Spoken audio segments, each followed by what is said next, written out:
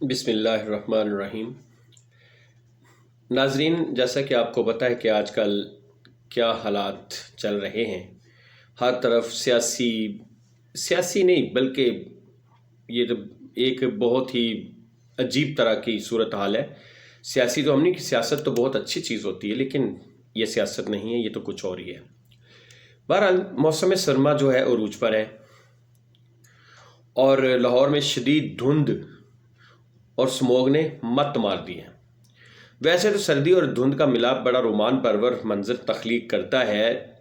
ایسے موسم میں لانگ کوٹ، وول کیپ اور دستانے پہن کر لاہور کے تاریخی لارنس گارڈن یا ریس کورس پارک میں سیر کرنے کا اپنا ہی مزہ ہے۔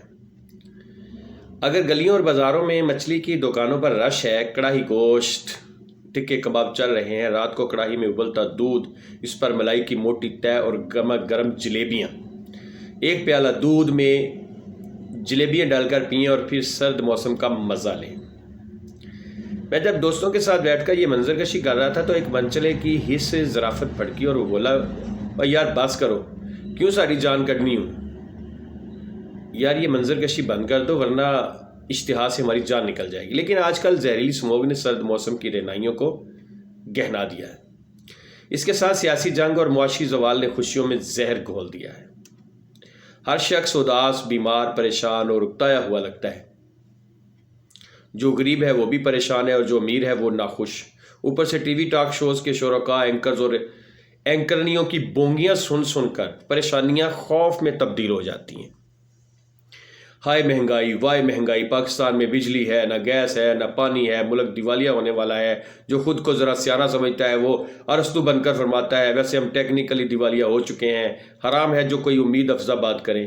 ادھر ریاست و سیاست میں گڑمبس مچا ہوا ہے، حکمران کون اور اپوزیشن کون کچھ پتہ نہیں چل رہا۔ Muslim League Noon, J U I, Peoples party, M Q M وفاق میں برسر اقتدار ہے، لیکن پنجاب اور خیبر پختونخوا میں اپوزیشن ہے۔ پنجاب میں تحریک انصاف اور قاف لیگ کی حکومت ہے اور یہاں بھی انہوں نے اسمبلیاں اڑا کے رکھ دی ہیں۔ اب تو دو صوبے بالکل ہی بغیر حکومت کے چل رہے ہیں۔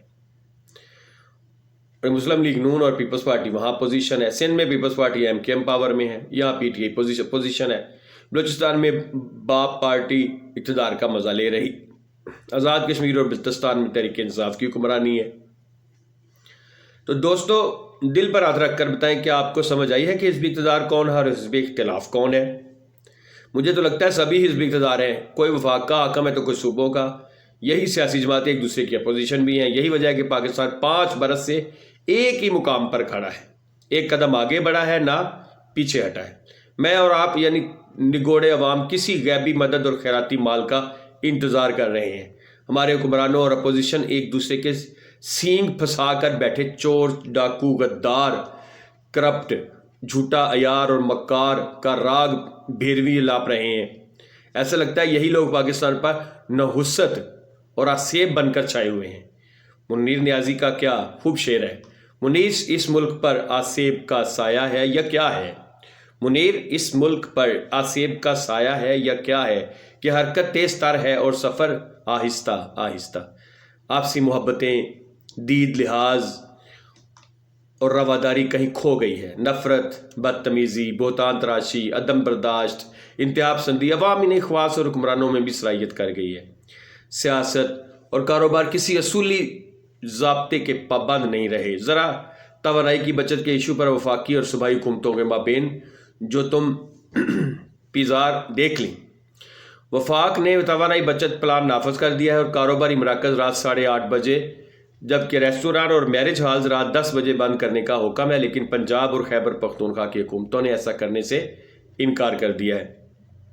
تاجر طبقہ رات گئے تک کاروبار کرنا چاہتا ہے، یعنی ہماری دکان ہماری مرضی، جب چاہے کاروبار شروع کریں جب چاہے بند کریں، حکومت کو ہمارے نجی معاملات میں مداخلت کرنے کا حق نہیں۔ چلیں، تاجروں کے تو مالی مفاد کا معاملہ ہے، ان کا وفاقی حکومت کے فیصلے کی مخالفت کرنا سمجھ میں آنے والی بات ہے۔ پنجاب اور خیبر پختونخوا کی حکومتوں کی مخالفت بھی سمجھ میں آتی ہے کیونکہ وہ ایسا کر کے سیاسی پوائنٹ سکورنگ کر رہی ہے۔ لیکن آفرین ہے ٹی وی اینکرز، تجزیہ کاروں اور رپورٹرز حضرات پر، وہ سینہ ٹھوک کر میدان کارزار میں اترے ہیں۔ یہ کاروبار رات تک کھلا رکھنے کی وکالت ایسے کر رہے ہیں کہ کہ تاجر پی ٹی آئی اور کاف لیگ والوں نے بھی دانتوں میں انگلیاں دبا لی ہیں۔ یہ کلی بھی اس گلستہ خزاں منظر میں تھی، ایسی چنگاری بھی یارب اپنی خاکستر میں تھی۔ معذرت کے ساتھ اقبال کی روح سے ذرا ان بالغوں کی دلیل تو سنیں۔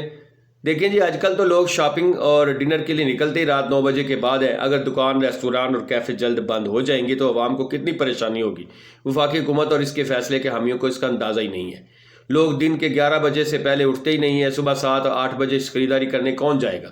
ملازم پیشہ طبقہ دفتروں سے چھٹی کرنے کے بعد گروسری خریدنے اور شاپنگ کرتے ہیں۔ اگر شام کو بازار بند ہوں گے تو یہ طبقہ کیسے خریداری کرے گا؟ مزے کی بات یہ کہ عوام کی اکثریت بھی ایسے ہی سوچتی ہے۔ یوں سمجھے ایک نہیں آوے کا آوا ہی بگڑا ہوا ہے۔ عربی کا محاورہ ہے کہ رعایا اپنے حاکموں کی پیروی کرتی ہے، لہذا جیسے ہمارے حکمران ویسے ہی ہم ہیں۔ جیسے حکمران خود کو قانون، ضابطے اور اخلاقیات کا پابند نہیں سمجھتے، ویسے ہی ہم بھی ڈسپلن اور سسٹم میں رہنا پسند نہیں کرتے۔ آپ کسی بھی سنجیدہ ایشو کو لے لیں، خیر سے حکمران اور عوام ایک ہی پیج پر نظر آئیں گے۔ اگر میں غلط نہیں ہوں تو میاں نواز شریف جب پہلی یا دوسری بار وزیر اعظم بنے تھے تو ایک بار انہوں نے کہا تھا کہ پاکستان میں طالبان کا نظام لائیں گے۔